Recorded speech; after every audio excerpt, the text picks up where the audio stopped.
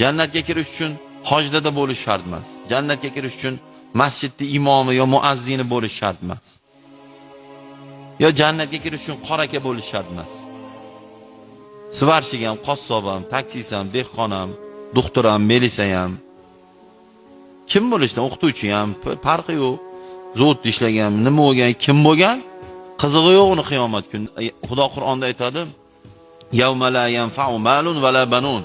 Bu kun qiyomat kuni deydi, na puling, na boling asqatmaydi deydi. Buning davom etadigan bo'lsa, mansabimiz, kuchimiz, qodi-qomatimiz, chiroyimiz, kim biz, nimamiz, pulimiz, abarotimiz, necha gektar bog'imiz bor, nechta furamiz bor, qiyomat kunida Xudo shuni aytadi. La yanfa'u deydi. Bir tillik foydasi yo'q deydi. Biz o'zbek tiliga olganda bir tillik foydasi yo'q degan. Illa man atalloha biqalbin salim deydi.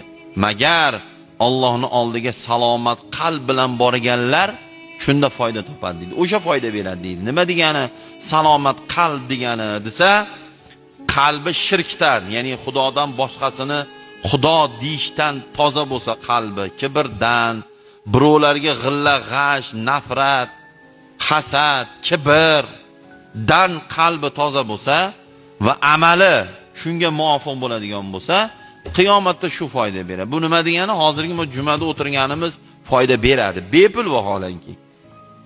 Bomdod o'qidik, bepul shu foyda beradi. Subhanalloh bepul, alhamdulillah bepul, Qur'on eshitish bepul, Qur'on o'qish bepul. Assalomu alaykum bepul. Mana men sizlarga salom berdim. Sizlar alik oldilar. Birov pul so'radimi? Bepul. Lekin jannat shular. Shular foyda beradi qiyomat kunida. Mana Oshitdan chiqib uygacha ikkita odam laqillab ketadi.